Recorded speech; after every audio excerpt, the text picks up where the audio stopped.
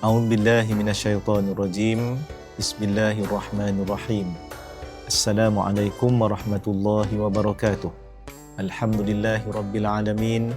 Wassalatu wassalamu ala asyrafil anbiya'i wal mursalin wa ala alihi wa sahbihi ajma'in. Amma ba'd. Bulan Syawal adalah bulan yang istimewa setelah kita menunaikan ibadah puasa di bulan Ramadan. Ramadan mendidik kita untuk memperbaiki diri, menanam kesabaran, memperkuat keimanan dan mendekatkan diri kita kepada Allah Subhanahu wa taala. Kini Syawal hadir sebagai bulan kemenangan, bulan di mana kita merayakan keberhasilan dalam melawan hawa nafsu dan mengembalikan diri kita kepada fitrah. Namun, Syawal bukan sekadar bulan perayaan. Ia adalah permulaan untuk melanjutkan amal kebaikan yang telah kita lakukan di sepanjang madrasah Ramadan. Bersilaturahim merupakan salah satu amalan yang sudah menjadi tradisi di bulan Syawal yang mulia ini. Salah satu keistimewaan bulan Syawal, biasanya ia dilakukan dengan pelbagai kegiatan seperti berziarah ke kampung halaman dan saling bermaaf-maafan dengan keluarga, tetangga dan teman-teman. Hadis yang diriwayatkan daripada Abu Ayyub Al-Ansari radhiyallahu an, bahawa Rasulullah sallallahu alaihi wasallam pernah ditanya berkenaan amalan yang mampu memasukkan seseorang itu ke dalam syurga. Lalu baginda sallallahu alaihi wasallam menjawab, ta'budullaha la tusyriku bihi syai'a wa tuqimus salata wa tu'tiz zakata wa tasilur rahim. Maksudnya, kamu beribadah kepada Allah Subhanahu wa taala dan kamu tidak melakukan syirik kepadanya. Kamu mendirikan solat, kamu menunaikan zakat dan kamu menghubungkan semula silaturrahim. Hadis riwayat dalam Sahih Al-Bukhari. Bulan Syawal menjadi kesempatan bagi seluruh umat Islam untuk bermuhasabah diri serta memperkukuhkan keimanan dan ketakwaan selepas bulan Ramadan.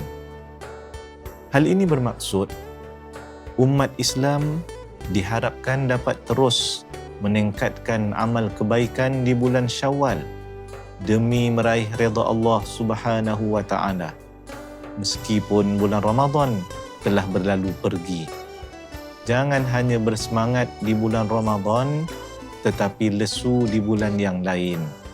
Teruskan amalan kebaikan walaupun Ramadan telah berakhir, seperti menjaga solat berjamaah, memperbanyakkan solat dan puasa sunat, melaksanakan qiyamul lail pada waktu malam, bersedekah serta sentiasa membaca dan mentadabbur Al-Quran.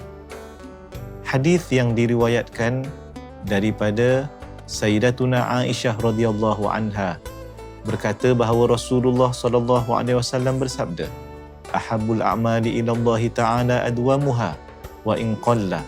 Maksudnya, amalan yang paling dicintai oleh Allah adalah amalan yang berterusan walaupun jumlahnya sedikit.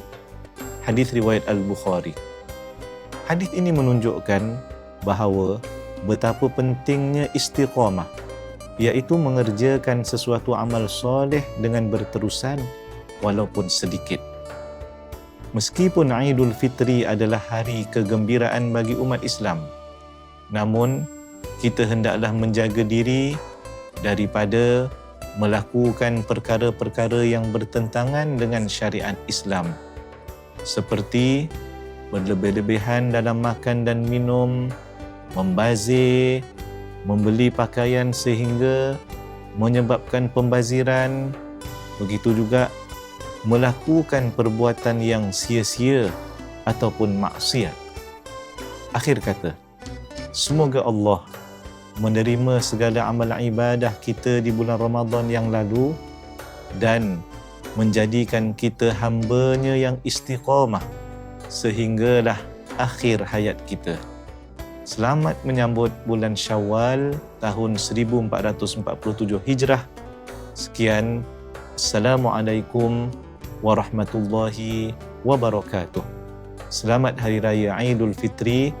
Taqabbalallahu minna wa minkum salihal a'mal wa kullu amin wa antum bi khair.